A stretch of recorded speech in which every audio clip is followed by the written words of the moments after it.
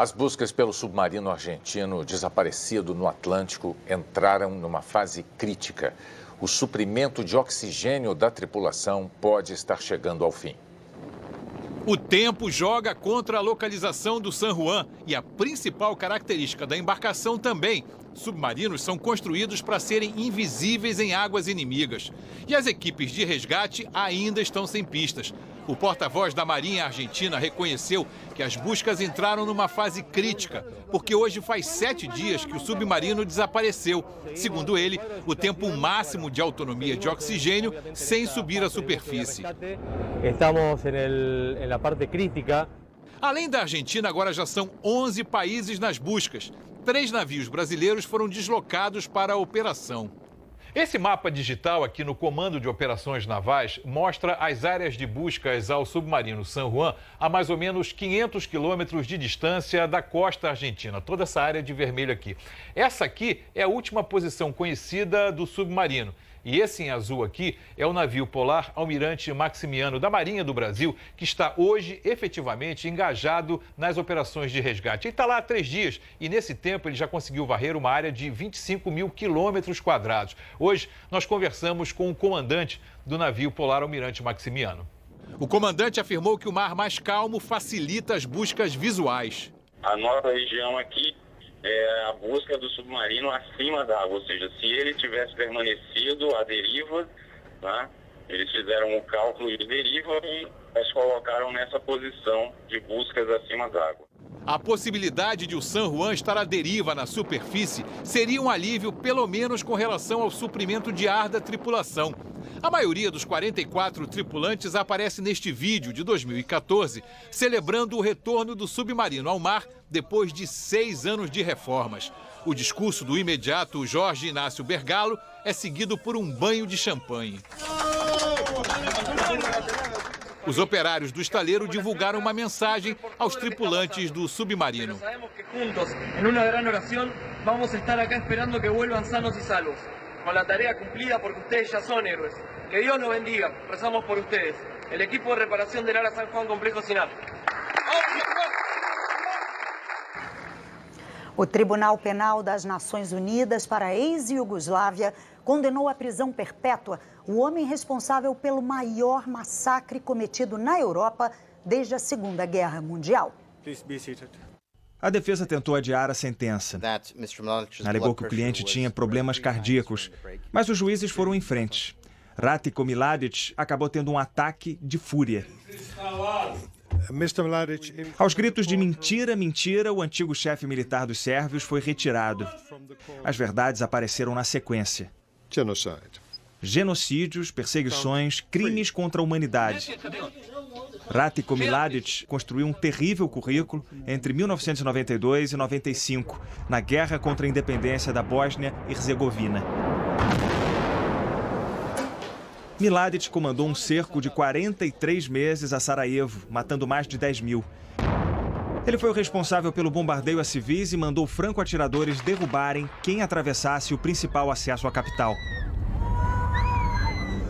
Mladic também esteve à frente da maior atrocidade europeia desde a Segunda Guerra, o massacre de Srebrenica. Uma força militar sérvia entrou na cidade, na época protegida pela ONU. O coronel mandou separar todos os homens entre 15 e 65 anos e deu ordens para a execução de 8 mil muçulmanos da Bósnia desarmados. O tribunal foi lendo a sentença e algumas mães reviveram tudo aquilo. Mr. Ratko Mladic to life imprisonment. Mladic acabou condenado por 10 crimes. As famílias esperaram esse momento por mais de 20 anos. A condenação se baseou em perícias e no relato de 591 testemunhas num processo de quase 2.000 páginas. O Tribunal Internacional para a Antiga Iugoslávia terminou os trabalhos hoje. 2 ex-presidentes sérvios também responderam por crimes de guerra. Radovan Karadzic foi condenado a 40 anos e Slobodan Milosevic morreu antes de receber a sentença. Mladic ficou foragido por 16 anos. O alto comissário da ONU para Direitos Humanos disse que o veredito é um alerta. Não importa quão poderosos esses criminosos sejam, eles nunca vão escapar da justiça. E a ONU divulgou hoje imagens da fuga de um soldado norte-coreano para a Coreia do Sul. A cena inteira foi registrada por câmeras do lado sul-coreano. Começa com um jipe militar avançando em alta velocidade, passando por um posto de controle da Coreia do Norte, até chegar a um largo onde as árvores atrapalham a visão. Nessa hora, soldados norte-coreanos percebem que algo está errado e saem em disparada. O carro ficou preso numa vala. Já do lado sul-coreano, mesmo assim o soldado desertor precisa correr. Os militares do norte abrem fogo contra ele e chegam a cruzar a linha de fronteira, mas rapidamente retornam. As últimas imagens mostram o soldado ferido, escondido embaixo de folhas e homens da Coreia do Sul e dos Estados Unidos fazendo resgate. Quem consegue escapar da Coreia do Norte normalmente o faz seguindo pela fronteira com a China. Fugir pela zona desmilitarizada, a linha que separa as duas Coreias, significa correr um grande risco, enfrentando patrulhamento reforçado e até minas terrestres. O soldado norte-coreano não teve ainda sua identidade revelada. Ele foi atingido por 5 tiros, chegou em estado grave, mas hoje a notícia é que foi um alívio depois de tanto terror. Os médicos afirmam que ele está consciente e vai se recuperar. E o ex-vice-presidente Emmerson Mnangagwa voltou ao Zimbábue. Depois de amanhã, ele deve tomar posse como presidente no lugar do ditador Robert Mugabe, que renunciou depois de 37 anos no poder. Mnangagwa tem 75 anos. 4 estados americanos abriram investigação sobre a Uber, que admitiu ter escondido o roubo de dados de milhões de usuários. Quanto custam os dados de 57 milhões de pessoas? Na hora do cadastro, o usuário do aplicativo confia o nome, o e-mail, o telefone à empresa Uber. E aí, em outubro do ano passado, piratas da internet entraram no sistema da Uber e roubaram esses dados. E ninguém contou nada para os passageiros e nem para os motoristas. A empresa pagou $100 mil para os ladrões apagarem os dados roubados. Foi o fundador da empresa, Travis Kalanick, quem deu a ordem para que se fosse feito assim: pagar o resgate e não contar para ninguém. Ele foi afastado em junho desse ano por várias acusações, como casos de assédio na empresa. A negociação com os hackers foi descoberta quando a nova administração resolveu investigar a antiga. O chefe de segurança, que teria sido responsável pelo pagamento aos criminosos, foi demitido. O atual presidente, Dara Khosrowshahi, escreveu que nada disso deveria ter acontecido e que os procedimentos da empresa mudaram desde então. Os seus dados são a coisa mais valiosa da internet. É a moeda de troca. Com eles, empresas identificam padrões de consumo. Estrategistas políticos identificam padrões de comportamento. E os dados são nossos, é do nosso interesse que eles sejam protegidos. A Uber diz que a maioria dos usuários atingidos é daqui dos Estados Unidos. E não se sabe se e quantos brasileiros foram afetados. A jornalista Miriam Leitão, da TV Globo, da Globo News, do jornal O Globo e da Rádio CBN, recebeu hoje em São Paulo o prêmio Liberdade de Imprensa da Associação Nacional de Jornais. O prêmio homenageia pessoas ou instituições que se destacam ao promover ou defender a liberdade de imprensa. O vice-presidente do Grupo Globo, João Roberto Marinho, esteve presente na cerimônia, além de representantes de entidades de jornalismo, de comunicação, de emissoras de rádio e TV, de publicidade, da OAB e da Unesco. Miriam Leitão defendeu o combate às informações falsas e a luta pela liberdade de expressão. É um valor tão importante para o nosso trabalho e para a democracia que a gente não pode jamais deixar de lutar por ela. Não pode achar que ela já está garantida, porque o Brasil vive numa democracia. Vive numa democracia, sim, mas a liberdade de imprensa precisa ser defendida diariamente. O novo ministro das Cidades, Alexandre Baldi, tomou posse hoje no Palácio do Planalto, que estava lotado. Baldi deixou o Podemos e pretende se filiar ao Partido Progressista. O presidente Michel Temer está oferecendo nesse momento um jantar no Palácio da Alvorada para tratar da reforma da Previdência. Quem tem as informações ao vivo de Brasília é a repórter Cláudia Bom Tempo. A gente vai conversar com ela agora. Boa noite, Cláudia. Quais são as informações? Boa noite, Bonner. Boa noite, Ana Luísa. Boa noite a todos. Olha, é um jantar para buscar apoio, para buscar votos. Hoje, mais cedo, o presidente Temer esteve com os governadores, pediu o apoio deles para que eles falem com suas bancadas no Congresso. Afinal, o governo precisa de 308 votos para aprovar a reforma da Previdência. Bom, houve uma longa negociação. Pela proposta que está sendo apresentada aos deputados neste momento, a idade para pedir aposentadoria será de 65 anos para homens e 62 para mulheres, com um tempo mínimo de 15 anos de contribuição no INSS e de 25 anos para servidor público. Haverá também um período de transição de 20 anos, incluindo um pedágio, ou seja, um tempo a ser trabalhado a mais. E o benefício máximo a que o aposentado tem direito só será alcançado com 40 anos de contribuição. O limite para acúmulo de aposentadorias e pensões será de 2 salários mínimos. O objetivo é igualar as regras para aposentadorias entre trabalhadores da iniciativa privada e servidores públicos. Outros pontos, as mudanças na aposentadoria do trabalhador rural e também no pagamento de benefícios a idosos e também a pessoas com deficiência física vão ficar fora da reforma. Bom, hoje mais cedo o ministro da Fazenda, Henrique Meirelles, falou da urgência dessa reforma. Em 10 anos, 80% do orçamento da União será ocupado apenas pelo pagamento da Previdência e isso vai subindo nos anos seguintes. A partir de um ponto, todo o país vai pagar impostos apenas para pagar a Previdência e não havendo mais recursos disponíveis para segurança, para educação, para saúde, nada disso. A seguir, a Comissão de Constituição e Justiça da Câmara aprova limites para o foro privilegiado. Presos os ex-governadores do Rio, Antony Garotinho e Rosinha Mateus.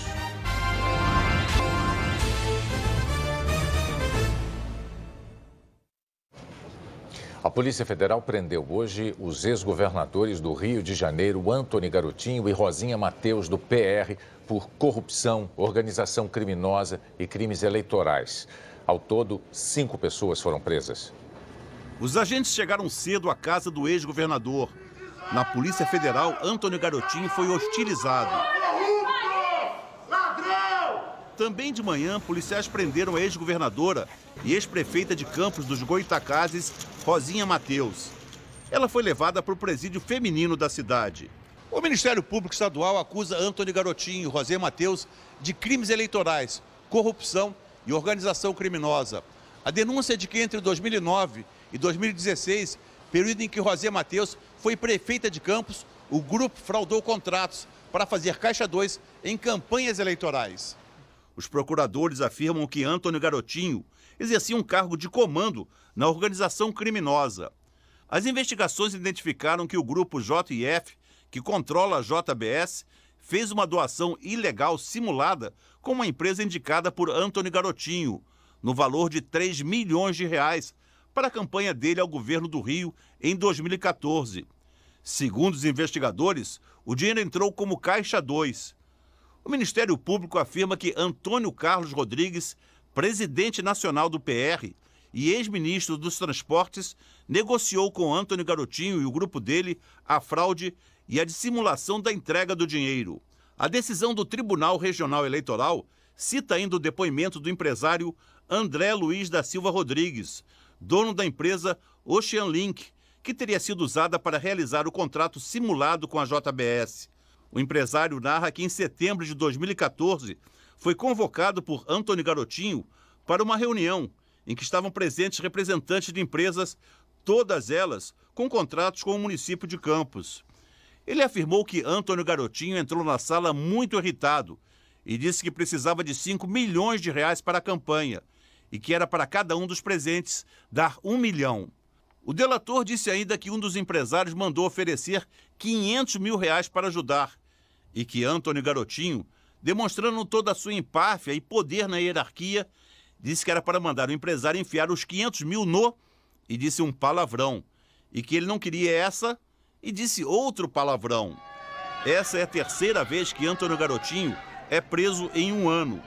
Em novembro do ano passado, foi detido em outro processo, onde é acusado de desviar dinheiro de um programa social.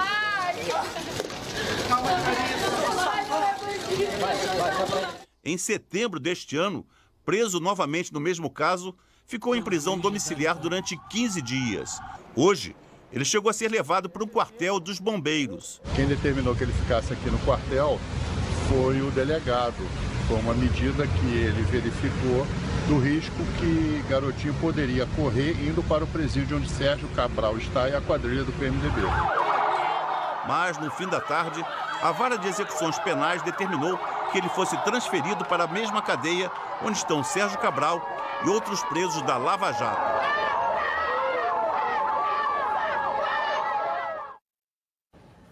Os ex-governadores Antony Garotinho e Rosinha Mateus divulgaram uma nota em que atribuem a operação de hoje a mais um capítulo da perseguição que dizem estar sofrendo.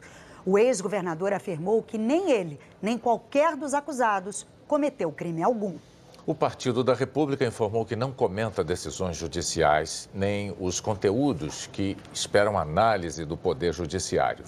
A defesa de Antônio Carlos Rodrigues disse que o presidente do PR vai se entregar amanhã e que a prisão é desnecessária, ilegal e vai provar que ele não cometeu nenhum ato ilícito. A JF, a holding que controla a empresa JBS, não quis se manifestar. Numa sucessão de escândalos de corrupção, o Estado do Rio viu alguns dos principais líderes políticos dos últimos 20 anos irem para a cadeia. Dentro de um palácio, a poltrona usada por quem comanda o segundo estado mais importante do país. Nas últimas 2 décadas, todos os que sentaram aí acabaram tendo que acertar contas com a justiça. Dos últimos 4 eleitos, 3 estão atrás das grades. Antony Garotinho, a mulher dele Rosinha Mateus e Sérgio Cabral. O atual governador, Luiz Fernando Pezão, já foi citado em delações premiadas e teve o mandato cassado pelo Tribunal Regional Eleitoral, mas está recorrendo no cargo. Todos foram aliados. Mas Garotinho e Cabral romperam em 2006 e só voltaram a ficar perto um do outro há 1 ano, quando os dois ficaram presos em Bangu. Sérgio Cabral nunca mais saiu da cadeia, já está condenado a 72 anos de prisão. Garotinho reconquistou a liberdade, mas preso de novo, divide mais uma vez o presídio com o ex-aliado. Agora a cadeia pública em Benfica, endereço dos presos da Lava Jato e onde estão outros políticos que também decidiram o destino do Estado nos últimos 20 anos. Jorge Pisciani foi 6 vezes presidente da Assembleia Legislativa. Paulo Melo, que tem 7 mandatos, também presidiu a casa. Antes deles, o próprio Sérgio Cabral esteve à frente da Alerj. Hoje todos estão na Galeria C, no 2º andar do presídio. São 9 celas, com capacidade para 54 presos. Garotinho vai ficar numa ala separada, porque é inimigo político do grupo. A situação do Rio levou a Procuradora-Geral da República, Raquel Dodge, a dizer ontem que o Estado vive um clima de terra sem lei. O juiz Sérgio Moro também falou ontem sobre a corrupção no Rio, num evento em Curitiba. Ele disse que esquemas de corrupção parecidos com o da Petrobras podem ter se espalhado pelo país. O exemplo mais visível atualmente talvez seja o estado do Rio de Janeiro, onde ali se verificou que, puxando-se um fio de uma investigação originada de corrupção em contratos da Petrobras, se identificou um esquema criminoso muito mais complexo e muito mais abrangente. E quando revelados, os esquemas criminosos nos mostram que dentro do palácio o problema não é a poltrona, e sim quem senta nela. O ministro do Supremo, Edson Fachin, decidiu enviar para o plenário da Corte a ação que pede a anulação da decisão de sexta-feira da Assembleia Legislativa do Rio, que soltou os deputados Jorge Pisciani, Paulo Melo e Edson Albertassi. Na ação, a procuradora-geral Raquel Dodge afirma que a Assembleia praticou um ato de força ilegal ao soltar os parlamentares. Ainda não há data marcada para o julgamento no plenário do Supremo. Todas essas prisões e condenações de políticos levantaram uma discussão sobre o foro privilegiado. Amanhã, o Supremo Tribunal Federal deve retomar a votação de um processo que restringe o foro aos crimes cometidos apenas durante o mandato. Foro privilegiado, proteção institucional ou símbolo de impunidade? Os números respondem. Nesse momento, o Supremo tem 531 inquéritos e ações penais contra autoridades com foro, sem contar os casos sigilosos, que ninguém sabe dizer quantos são. Uma justiça emperrada que tarda e que por isso também falha, e o tempo vai passando. Pelas contas da Fundação Getúlio Vargas, mais de 200 processos que envolviam políticos com foro no Supremo prescreveram. Simplesmente não foram julgados no prazo. Na Lava Jato e seus desmembramentos em 3 anos e meio de investigação, o STF não condenou ninguém, já que não está bem preparado para funcionar como corte criminal.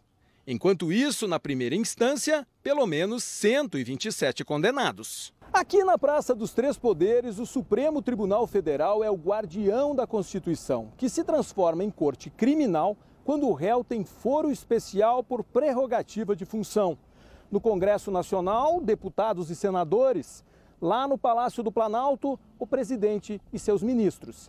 Mas não são somente autoridades aqui de Brasília, não.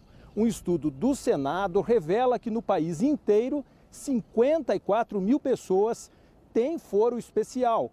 Praticamente todos com mandato eletivo ou cargo político nos estados e municípios. E também os juízes. O que o Supremo vai decidir amanhã é se esse privilégio vai ser limitado.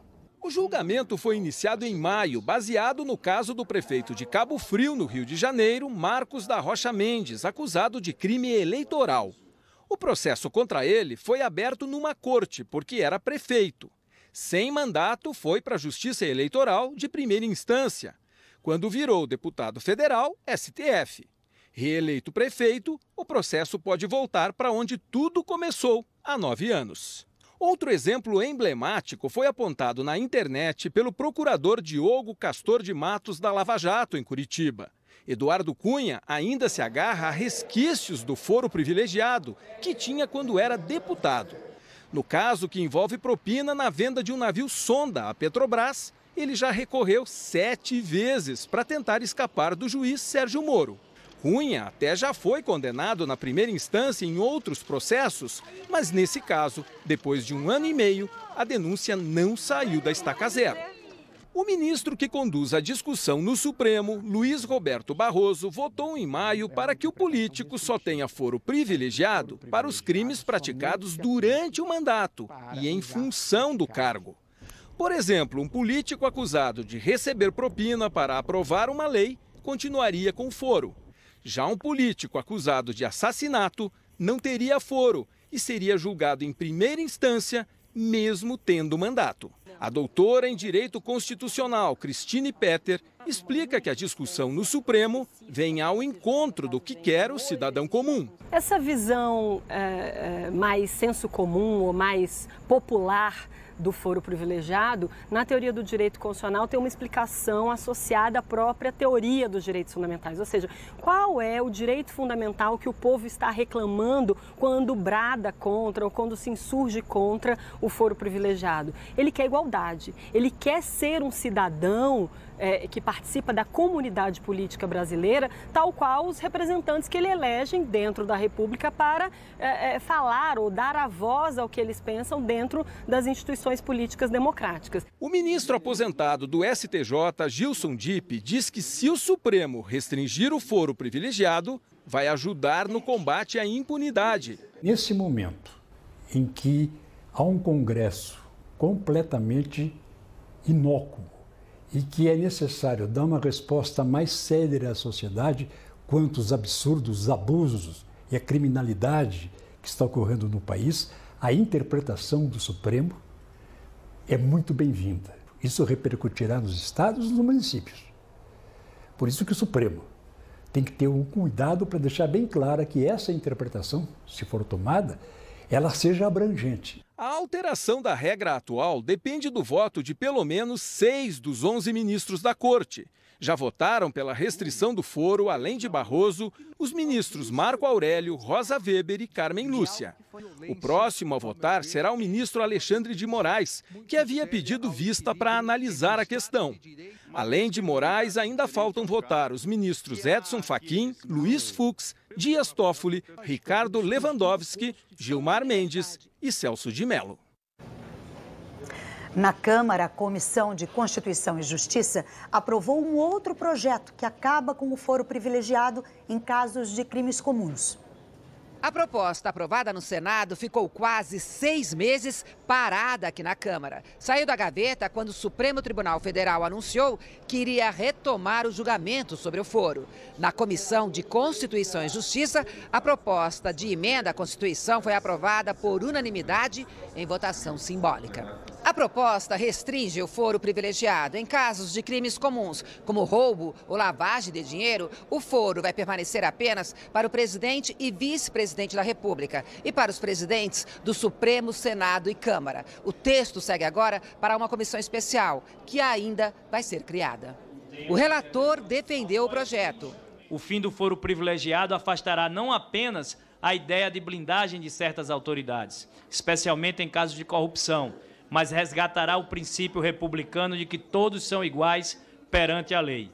Alguns deputados já adiantaram que pretendem mexer no texto aprovado no Senado, fazer alguns ajustes. Para que nós possamos aperfeiçoar um instrumento que sirva de fato para garantir prerrogativas a quem precisa, mas que não possa ser utilizado para aquele que está se escondendo das apurações, investigações, denúncias, a partir de um instrumento que hoje está sendo desvirtuado. Se for aprovado na comissão, o projeto ainda precisa ser votado pelo plenário da Câmara em 2 turnos. A polícia voltou a prender o filho da desembargadora de Mato Grosso do Sul, Tânia Garcia Borges. Breno Fernando Solon Borges estava desde julho numa clínica psiquiátrica. Ele tinha deixado a prisão depois de conseguir um habeas corpus na justiça. O novo mandado de prisão foi expedido com base em investigações que apontam a participação de Breno numa quadrilha de tráfico de drogas e de armas. O Conselho Nacional de Justiça investiga se a mãe de Breno usou influência para favorecer o filho. O Tribunal de Contas da União arquivou uma investigação que apurava o tráfico de influência dentro da corte. O caso segue como inquérito no Supremo Tribunal Federal. A decisão do plenário do TCU foi unânime. A investigação foi aberta em 2015 para apurar denúncias do dono da construtora UTC, Ricardo Pessoa. Na delação na Lava Jato, o empresário afirmou ter feito pagamentos ao advogado Tiago Cedras, filho do ex-presidente do TCU, ministro Haroldo Cedras, para conseguir informações privilegiadas no tribunal e decisões favoráveis à UTC em processo sobre as obras da usina nuclear de Angra 3. Ricardo Pessoa contou que Tiago Cedras prometeu influência junto ao pai e ao ministro Raimundo Carreiro, atual presidente do tribunal. O delator apontou Carreiro como destinatário de R$1 milhão que teriam sido repassados por Tiago Cedras. A investigação da Polícia Federal concluiu que havia indícios suficientes de que a articulação buscada por Ricardo Pessoa, através de Tiago Cedras, surtiu efeito, quando analisados a dinâmica do andamento processual na Corte de Contas e o comportamento dos ministros Haroldo Cedras e Raimundo Carreiro. Ao pedir o arquivamento, no entanto, o ministro Múcio Monteiro afirmou que não há indícios mínimos, sequer de evidências de autoria e materialidade de envolvimento de autoridades e servidores do Tribunal de Contas em suposto tráfico de influência ou acesso privilegiado a dados e informações do TCU por advogados vinculados ao escritório Cedras e Tourinho Dantas. Mas o relatório cita a falta de condições para investigar adequadamente o caso, como, por exemplo, a falta de registros telefônicos e de entrada de pessoas no prédio do TCU. O ministro Múcio Monteiro disse que a apuração pode ser retomada se surgir fato novo.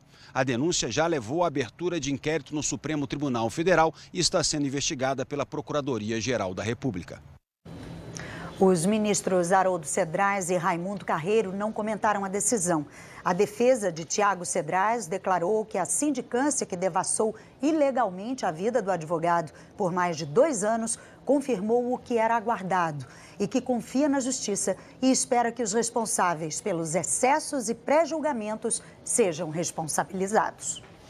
Um publicitário considerado um dos operadores da Lava Jato afirmou ao juiz Sérgio Moro que recebeu R$3 milhões da Odebrecht em nome de Aldemir Bendini, ex-presidente do Banco do Brasil e da Petrobras. Nesta ação, Aldemir Bendini é acusado de receber a propina para favorecer a Odebrecht em contratos com a Petrobras em 2015, quando a Lava Jato já estava em andamento. Mas, segundo o publicitário André Gustavo Vieira da Silva, Bendini nem sempre conseguia beneficiar a empreiteira. E disse que o ex-presidente da Petrobras ficou assustado depois de uma reunião com Emílio Odebrecht. Quando ele saiu da reunião, ele me chamou e disse: olha, André, eu estou começando a ficar um pouco mais preocupado, porque o Emílio beirou me ameaçar. O Emílio parece que tinha sido indelicado com ele e ele não gostou. Sim. Foi quando ele virou para mim e ele disse: André, acho que a gente tem que começar a ter um pouco mais de cuidado. André Gustavo afirmou também que tinha uma espécie de conta corrente com Bendini e que chegou a pagar despesas do ex-presidente da Petrobras e de parentes numa viagem a Nova York. No depoimento, André Gustavo Vieira afirmou também que ficou com cerca de R$1 milhão da propina. Disse ainda que quer fazer delação premiada. Já Aldemir Bendini falou ao juiz Sérgio Moro por aproximadamente 1 minuto. Não respondeu a nenhuma pergunta e negou ter cometido o crime. Muitíssimo, eu estava ansioso, depois desse pesadelo de quase 7 meses, ter a oportunidade de pela primeira vez me manifestar. Entretanto, eu estou percebendo que estou sendo vítima de um grande complô, uma série de mentiras, de pessoas que criam mentiras para comprar a liberdade. Então, diante desse fato, eu prefiro manter a minha verdade, usar a minha lei do silêncio, sem nenhum prejuízo que eu possa continuar conversas com o Ministério Público ou com a Polícia Federal, mas em relação aqui ao processo eu prefiro permanecer em silêncio. O senhor prefere não responder nenhuma pergunta, então? Uma pergunta aqui. Emílio Odebrecht não quis comentar. A seguir, a decisão da Libertadores.